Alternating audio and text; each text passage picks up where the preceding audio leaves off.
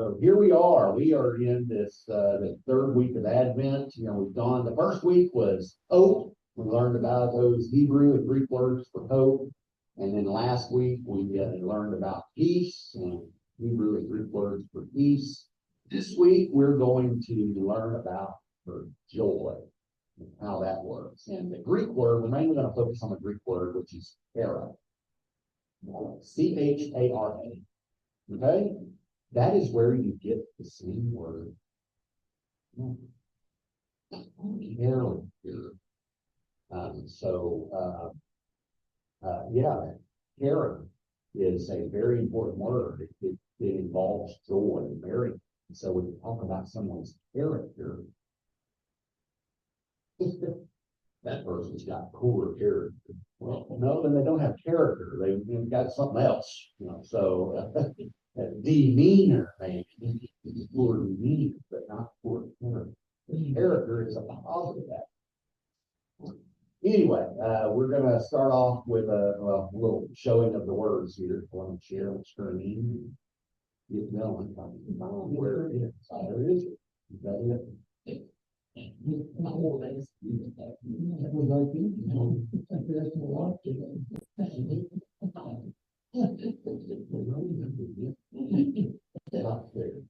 give me just a moment here. Find where my thing is right here. Where did it go? There it is. I don't know why.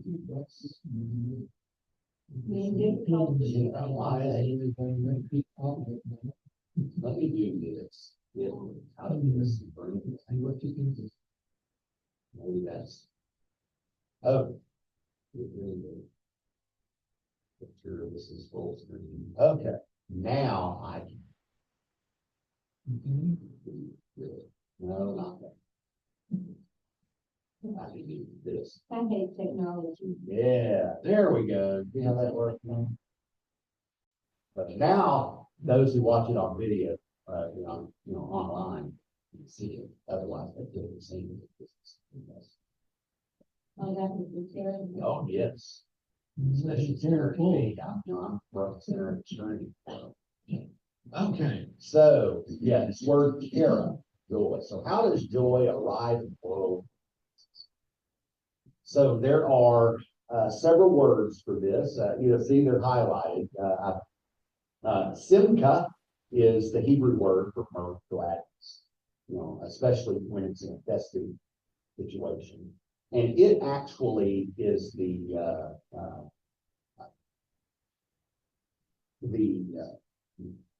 comparison, the compared word to the Greek word euphrosyne, which is the very bottom one. Well, euphrosyne is not used in anything we're reading today.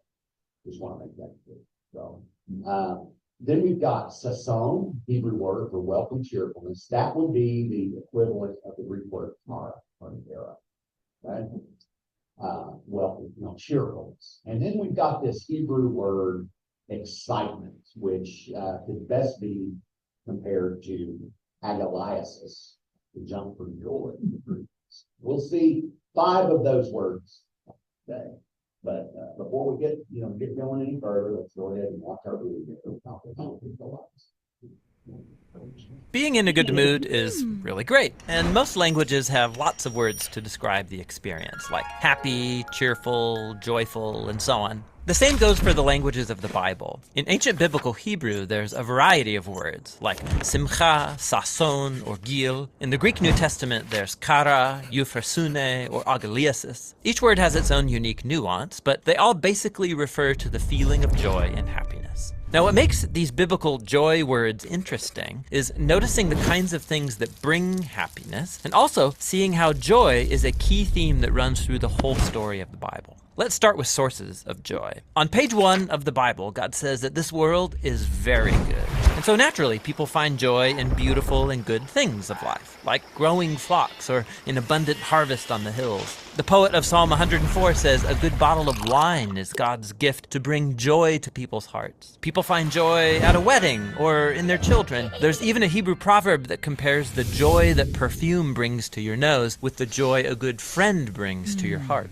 However, human history isn't just a joy fest. The biblical story shows how we live in a world that's been corrupted by our own selfishness. It's marked by death and loss. And this is where biblical faith offers a unique perspective on joy. It's an attitude God's people adopt, not because of happy circumstances, but because of their hope in God's love and promise. So when the Israelites were suffering from slavery in Egypt, God raised up Moses to lead them into freedom. And the first thing the Israelites did was sing for joy. Even though they were in the middle of a desert, they were vulnerable, the promised land was still far away, they rejoiced anyway.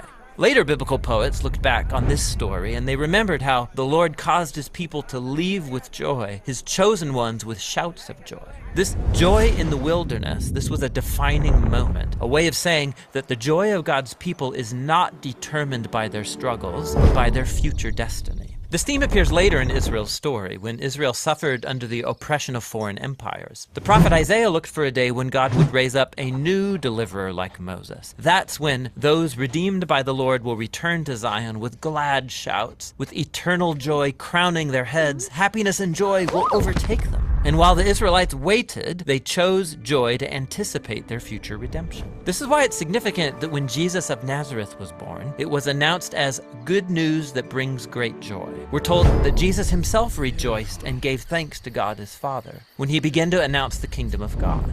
He even taught his followers the same joy in the wilderness, saying, "When people reject you or persecute you for following me, rejoice, be very glad, because your reward is great in heaven." After his death and resurrection, Jesus commissioned his followers to go out and announce the good news that he was the risen King of the world. And as they did so, the early Christian communities were known for being full of joy, even when they were persecuted. Like when the Apostle Paul was sitting in a dirty Roman prison, he could say that he's chosen joy, even if he gets executed. He called this the joy of faith, or joy in the Lord. He believed it was the gift of God's Spirit, a sign that Jesus' presence is with you, inspiring hope in the midst of hardship. And when you believe that Jesus' love has overcome death itself, joy becomes reasonable in the darkest of circumstances. Now, this doesn't mean that you ignore or suppress your sorrow. That's not healthy or necessary. Paul often expressed his grief about missing loved ones or losing friends or his own freedom. He called it being full of sorrow and yet rejoicing. As he acknowledged his pain, he also made a choice to trust Jesus, that his loss wouldn't be the final word. This is very different from the trite advice to turn that frown upside down. Christian joy is a profound decision of faith and hope in the power of Jesus' own life and love. And that's what biblical joy is all about.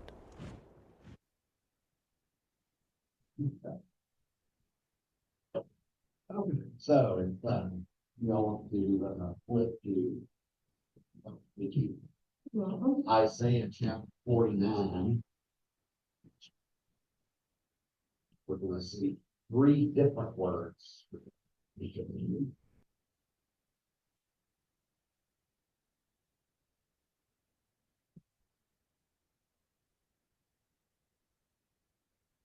Okay. So the Israelites choose a path apart from God, and as a result, they get exiled from their land, dominated by foreign nations. The prophet Isaiah, though, knew that sorrow would not have the final word with his people. He looked forward to the day God would plan for us for the So that's the context by which we're reading today. So starting chapter 49, starting in verse 13, 49 and 13, we're going to sing for joy. That word joy there is gil. So sing for gil, O heavens, and exult, O earth. Bring forth, O mountains, and singing, for the Lord has comforted his people and will have compassion on his suffering. Then you go to chapter 51, verse 11. He says, so the ransomed of the Lord shall return, come to Zion with rejoicing. Everlasting Simcha shall be upon their heads. They shall obtain Simcha and Sasson, Be thou soul, and sorrow and sighing shall flee away. So, a lot of joy, mirth, gladness, jumping for joy, excitement, all three of those words. So, what does Isaiah tell us about God's character? Character, that word there, in these passages.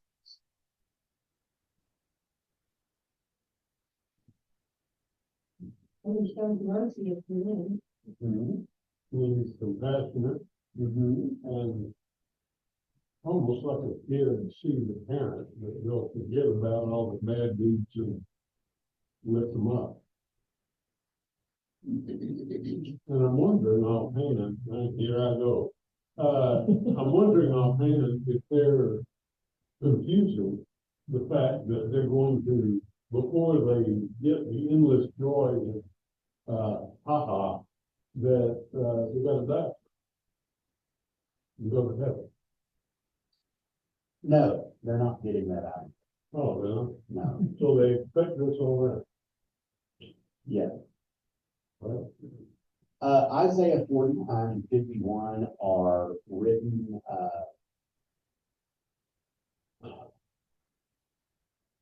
during the exile and just shortly after the exile. These parts were probably not written by Isaiah, but by someone else that was added in. So when we look at the context by which it's being written, it's towards the end of their exile and shortly after they come out of this. So their salvation, for the most part, has already been realized. Right? And I say salvation because in verse 11, it says the ransom of the Lord shall return. So if it's the ransom of the Lord, that means the Lord that's ransomed, the Lord is saved them. And I know those words are not exact compliments, but for this conversation, we're going to use that. But the Jews did not believe in an afterlife. Once you died, that was it. yes, Sadducees. Well, yeah, the Sadducees certainly kept that. So yeah, they're not looking toward heaven, if you will, or if you want to have this concept of heaven to them was rest, eternal rest. Then, so. Okay. Yeah. So the second part of that is, what does Isaiah will happen to God's people?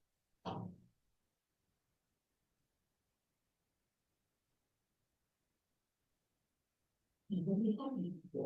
Mm-hmm. So they're gonna come to, they're gonna come to Zion, which would mean they're gonna go back to Jews, Mm-hmm. Judah. Is that what that's referring to? So it's Zion, Jerusalem. they're back to Zion. Mm-hmm. Yes, they will. Yeah. And be forever. Yep. And that's the covenant thing that God made with them. She'll always have a remnant or a line. Of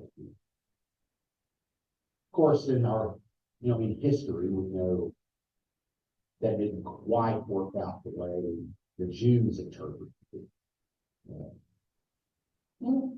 Yeah. So, they're going to come back to their home with joy and celebration. I didn't underline rejoicing and come to Zion with rejoicing. I know that's part of joy, but it's a completely different word there. It has to do with singing rather than a feeling. It has to do with an action.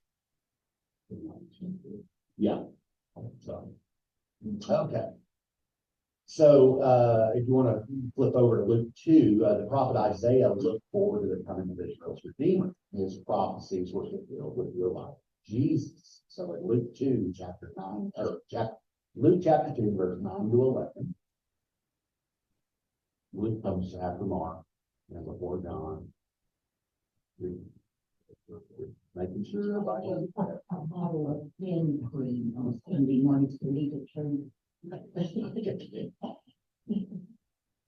Then an angel of the Lord stood before them. The glory of the Lord shone around them. They were terrified. But But the angel said to them, he's talking to the shepherd, do not be afraid, for see, I am bringing you good news of great joy, terror for all the people. To you is born this day in the city of David a Savior, who is this? The Lord. So why were the shepherds afraid? You see something coming out of you, coming out of the sky at 90 miles an hour, and you say, oh, big brakes up there. I like it, not the fun. Well, does it say that they came from the sky? Just says that suddenly there were angels. Yeah, yeah, and the glory of the Lord shone around. I have a story of when I was in the army. I got a 3-day over those. So I took off Thursday night to go to we were in Topeka, or Junction City, Kansas, Fort Riley, and so driving to the other side of Missouri, so towards St. Louis, almost the same.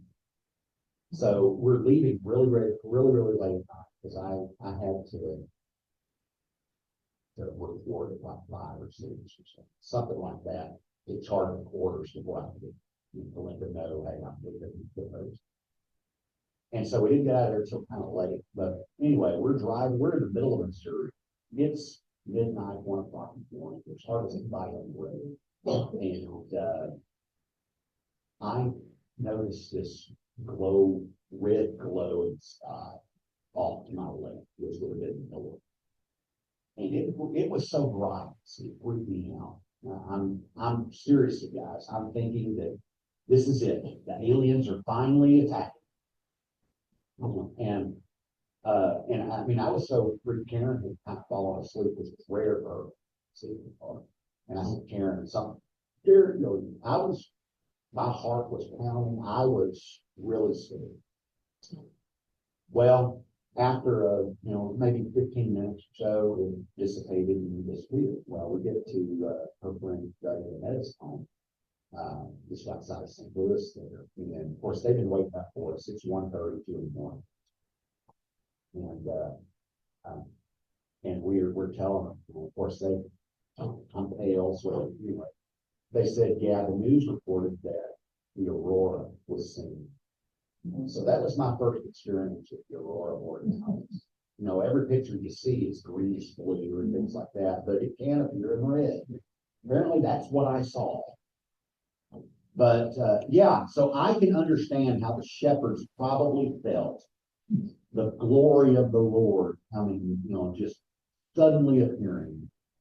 And of course, I don't necessarily attribute the glory of the Lord to the aurora, because it was a bright red, but it wasn't filling up the whole sky. When I hear the glory of the Lord, that word is Shekinah, in Greek Shekinah, which means it's like a diamond or gold that's been put under a bright light that is reflecting the light. Is the word used there, but yeah, I can understand that. I don't know if y'all ever had experiences like that. Yeah. So yeah, they're afraid because suddenly it's just things that they've never seen before or not used to has suddenly happened. It wasn't like they were, like it. So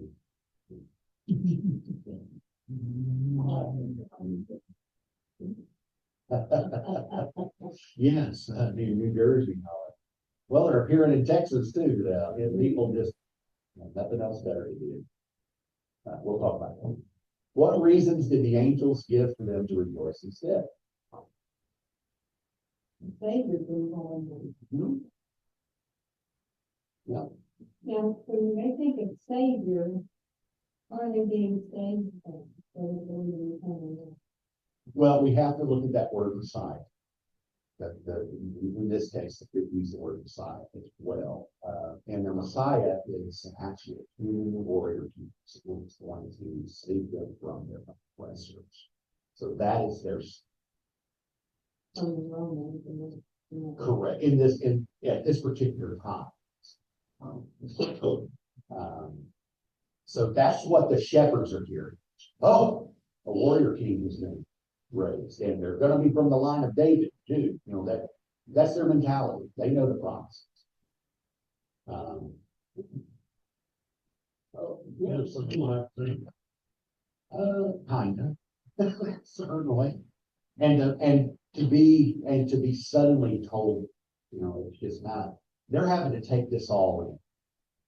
You know, this is one of those instances where I can kind of put myself in their position, but at the same time I can't, because what is not real? You know, and that's a rhetorical question. You know, this is just a sudden appearance, a sudden saying, and then the angels are gone. I have to believe there was more going on at that point than just these three sentences. Weren't the cherubim and seraphim playing the top again? All this is going. I don't know where you get your info from. Weed that grows, Never did American. The other thing I would think is, they might think is, why us? I mean, why us little unimportant people? Why in the world would this be, this huge thing be said to us? I mean, Well, and you know, I go back to that alien kind of idea. You know, you got shepherds out in the middle of nowhere. Well, when you know, we hear stories of people who have been visited by aliens. You know, I put that in quotation marks because you know everybody has their own thoughts on it. Who's it usually happen to? People who are out in the middle of nowhere. Yeah. Yeah.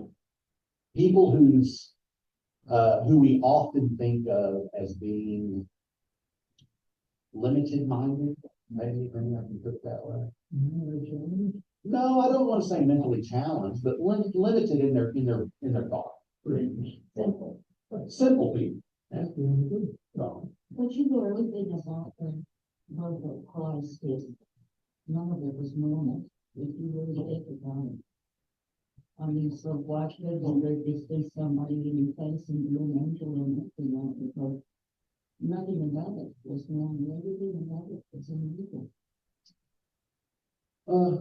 Well, I mean, everything we born to a virgin and where the baby was born and. everything we read is certainly supernatural. Abundant, you know, I don't want to say abnormal, but supernormal.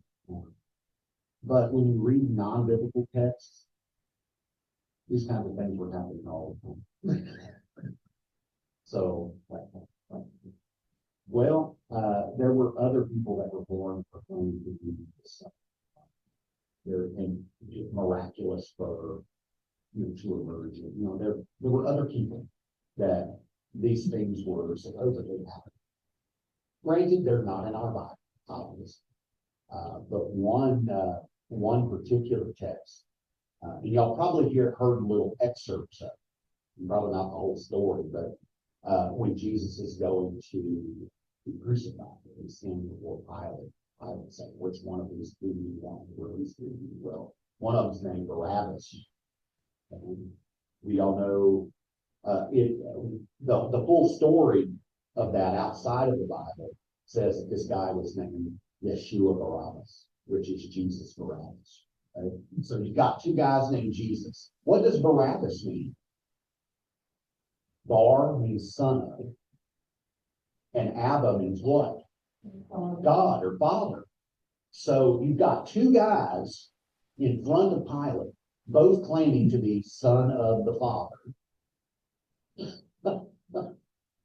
You see how that, and we only get a little bit of that story in the biblical text. There's a whole wider story.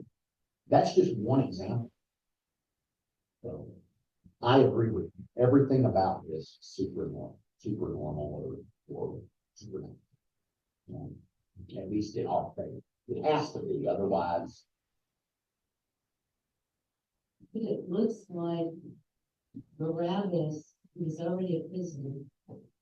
You wouldn't think he was a prisoner because he was claiming to be his own child. You would think he was a prisoner because he had done something that was illegal. Yes, but Jesus Jesus Well, I Christ was know, also but- a person here for Yeah. subversion. Well, I know, but I'm saying it would be kind of weird that both of them, you know, would be. Right. Although, when I read about the temptation of Jesus and how he was successful through the temptation, when I read of the Garden of Gethsemane where he asked this cup to be passed from him, it makes me think if perhaps there were other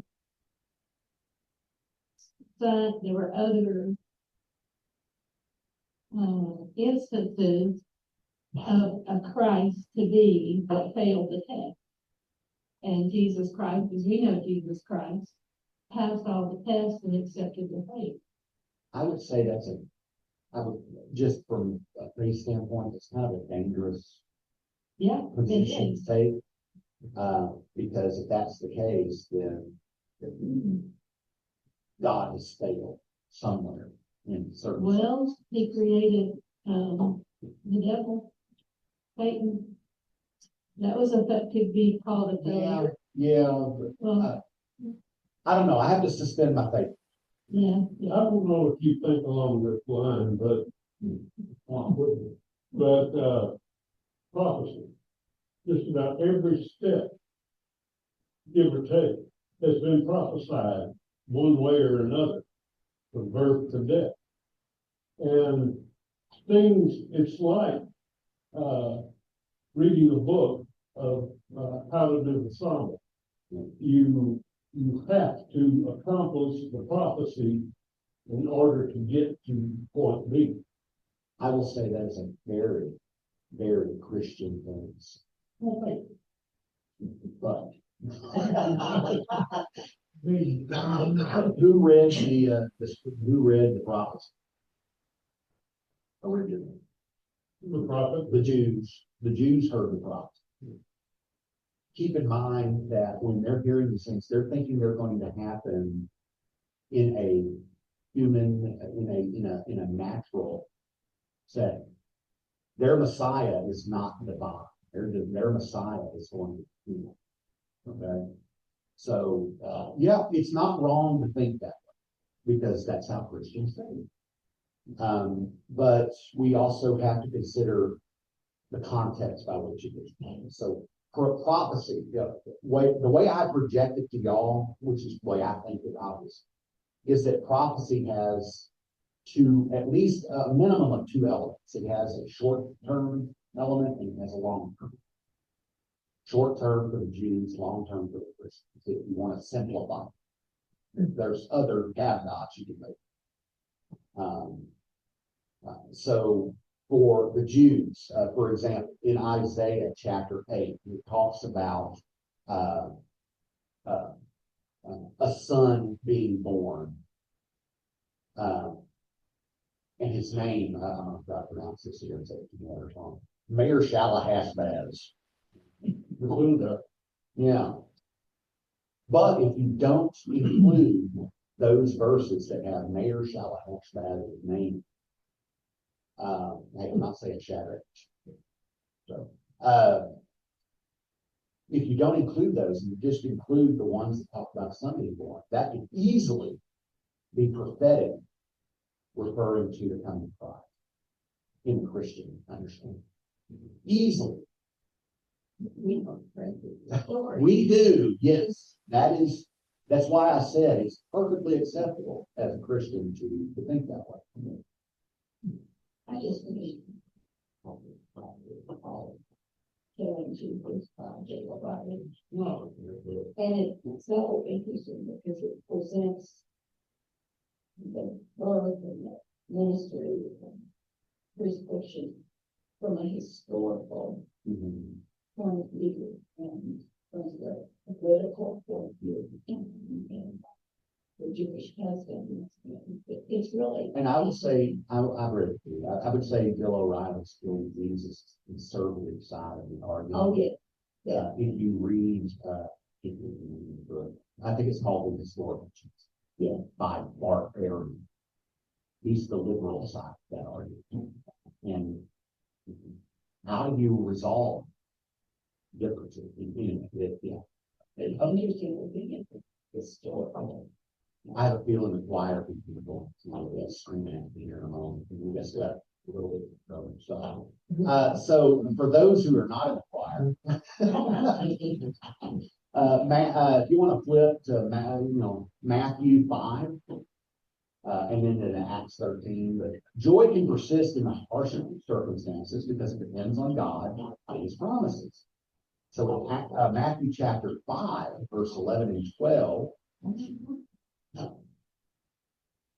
It says, "Blessed are you when people revile you and persecute you and utter all kinds of evil against you falsely on my account.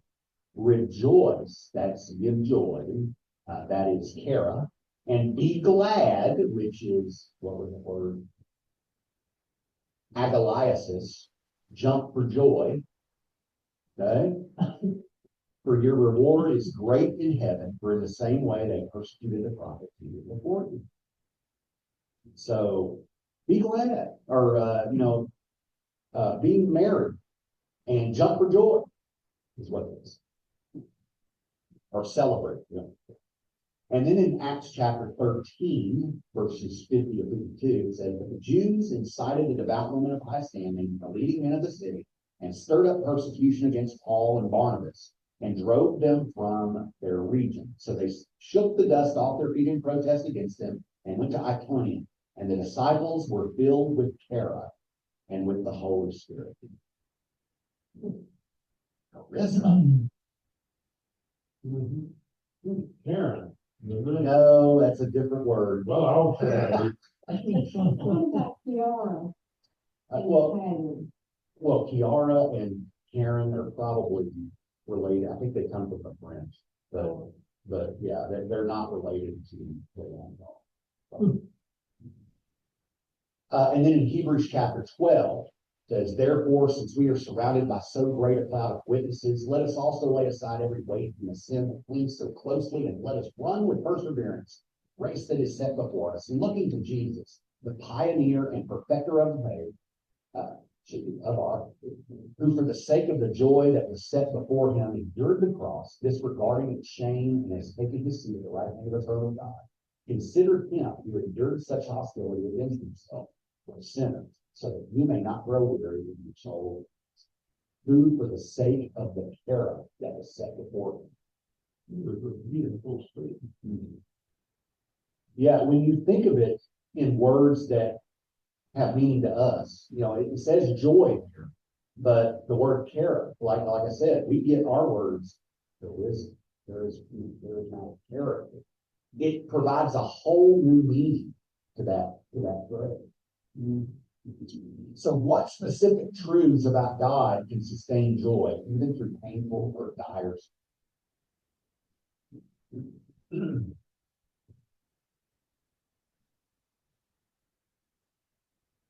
Go back to the others.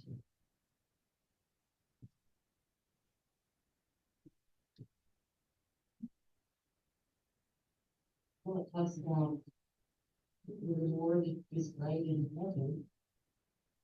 It's New Testament. Right. There will be joy to come. It may not be right now, but it will come.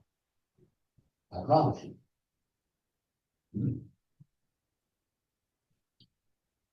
And this Paul and Barnabas getting kicked out of the city, they didn't hear it, but they were filled with joy. Well, it's Their lives. I think they shook the dust off their feet, which is what Jesus told the disciples when he sent out the 12 pairs at one point. You come to a city and they don't want you, just shake the dust off your shoes, keep going. Paul, when you think of Paul, he was just so excited about preaching the gospel. Right now, the most one of the, I say the most, y'all probably know Philip. Yeah. That guy is like the modern day Paul. Yeah. So, just no matter what he's working there on the border. He sees the worst of the worst, but yet he is always filled with joy. And why is that? Because in every circumstance, he gets to present the gospel of Christ. And you see In God every was circumstance, whether it be bad or good. in the worst of everything, you can just look at it and pick out God in that situation. And like, we've probably all done this. Maybe you had to do something that was hard and right thing to do. And maybe you did suffer a little bit from that in some way, but you still feel good about the fact that you did what was the right thing to do. Certainly. So you have some I'll- joy. I guess you say you have some joy from it. You know you did the right thing. Right. That's the fact that that the other thing about they're surrounded by a great crowd of witnesses, I wonder if they ever clap.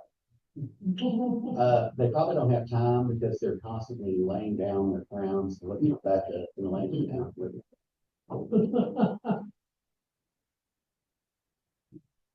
And that's loud enough.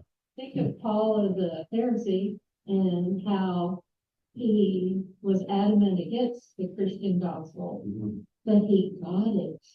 He understood. His eyes were open. And now he gets a chance to do what he did for the Jewish people for everyone. After a while, I mean, he hadn't even did it, but, to, Yeah, you're right. You think about Paul, he was trained as a Pharisee. He was trained by Gamaliel, he knew all the prophecies and he could Right. see He this is knew the scripture. fulfillment. He knew This the Old Testament is the back and Messiah. forth. Yeah. And what the comparison here, you've got Nicodemus in the Gospels, who actually talked with Jesus. Well, another Pharisee, he was a high ranking on top of that. And he still doesn't get it. Yeah. But Paul, who, sees Jesus in a vision, because Jesus has already ascended to this. But he does get it. He got, I think Nicodemus, he doesn't advocate, but he certainly, is not an opponent. Maybe. He really Jesus. Right, I would think people. but that was probably more of a, that's just my own. You believe what you want. But I think it was more of a cultural thing. Maybe Nicodemus did believe Jesus was actually real good. And so he's trying to preserve what it is. She wondered if you believe that he was. Possible, we don't know. There's a lot of things we don't know. We have to leave it to God. Yeah. The bad Bill O'Reilly was there. I say that about a lot of people. You say that about a lot of people. 2 Corinthians chapter 6. When we see how Jesus' loving way of life has overcome death itself, joy starts to become strangely reasonable. But this doesn't mean it's wise to ignore or suffer sorrow. I heard that in the video. So in chapter 6, verse 3 of 2 Corinthians 6, we are putting no obstacle in anyone's way so that no fault may be found with our nature. But as servants of God, we have commended ourselves in every way, in great endurance, afflictions, hardships, calamities, beatings, imprisonments, riots, labors, sleepless nights, hunger, impurity, knowledge, patience, kindness, holiness of spirit, genuine love, truthful speech, and the power of God, with the weapons of righteousness for the right hand and for the left, in honor and dishonor, in ill repute and good repute. We are treated as impostors and yet are true, as unknown and yet we are well known, as dying and look, we are alive, as punished and yet not killed, as sorrowful yet always rejoicing, as poor yet making many rich, as having nothing and yet possessing everything. Yeah. Rejoicing, by the way, is that. How did Paul integrate both joy and sorrow?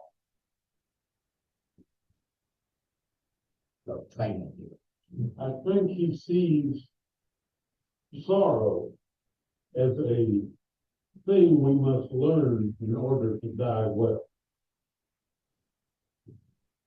Okay. He's an experiential kind of guy. We said before, Paul was a trained Pharisee, so he knew the scripture backwards and forwards. Of course, scriptures in this case is the Old Testament, for the most part. I think this is Paul's version of Ecclesiastes for every, for everything under the sun. I think Paul's being realistic that for everything bad that happens, there's something good that can come from that. And that's kind of how he's describing it. I kind of compare Ecclesiastes with him.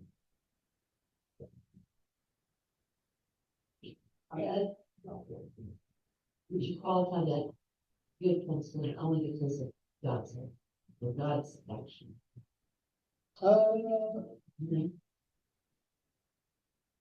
Maybe in this context, in general, I'd say, good obviously is a character, certainly. But does good always come from God? I guess you said if a seed dies and goes in the ground, what a good concern. I mean, you say, well, The seed has to be that. I don't know. The simple answer I'll say is no. I think an example of The simple answer I'll say is because there are people that don't believe God at all, but still altruistic. They're just good people. But in a situation where something's really bad, right? And something good comes to certainly, you go back to the end of Genesis, hear about Joseph, and finally meeting his brothers, well after they sold him the state, and he's meeting them, and he tells his brothers, you meant all this for evil, but God meant it for good. But God was right, certainly. Like I said, I think the simple answer is no. There are people that don't have faith at all. They don't do anything God related, yet they do good. But the complicated answer, and I'm trying to simplify a very complicated answer, we're all created in the image of God, which means that we are granted through this life-giving breath the character of God, which develops our morals, our ethics.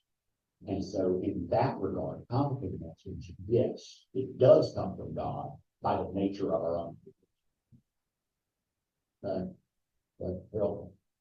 There's one. Okay. Yeah, this was a short one today. that would apply to nature. You think sometimes there's forest fires and you think, how horrible, but then it rejuvenates. So that would be like noise. Again, if we look at it from a whole universal aspect, in order to have this thought, you've got to believe in God. Yeah, like the Phoenix, right? The puppet show. Oh, is that what you're doing now? You're gonna go and rewrite all your things, right? So anyway, those are wonderful. That was wonderful discussion. Good question. Except for James.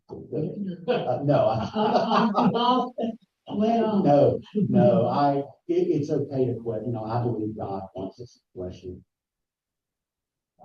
because that's how we grow in faith. There's a lot we don't know. We have the Bible. It's written in a viewpoint then. And it's certainly acceptable to ask dangerous questions. How are you going to get the answers to? You don't ask. And I know where you were going. For the sake of anybody who happens to watch it online. I see. I have to prove. Do I dare say it? I have to play devil's advocate. So, okay, well, that concludes today's lesson. Any questions on that? So when you go out to the sanctuary, go out with Kara. Yeah. No, I was a different And word. Julie sort of, I like that Hebrew word Gil. Fish have. Huh? Fish have. Yeah, not that good. are they joyous? Not always. No, Not when they've got a hook in their mouth. So next week, we're gonna look at love, and the Hebrew word we're mainly focusing on next week, or I'm sorry, Agape. Greek word, Love. agape. And we know that word, right? The door is Agape, open. because there's a lot of words for love. Okay, at least 7, but that's the one we're gonna pick. I believe. Thank y'all. God bless. See y'all. So No.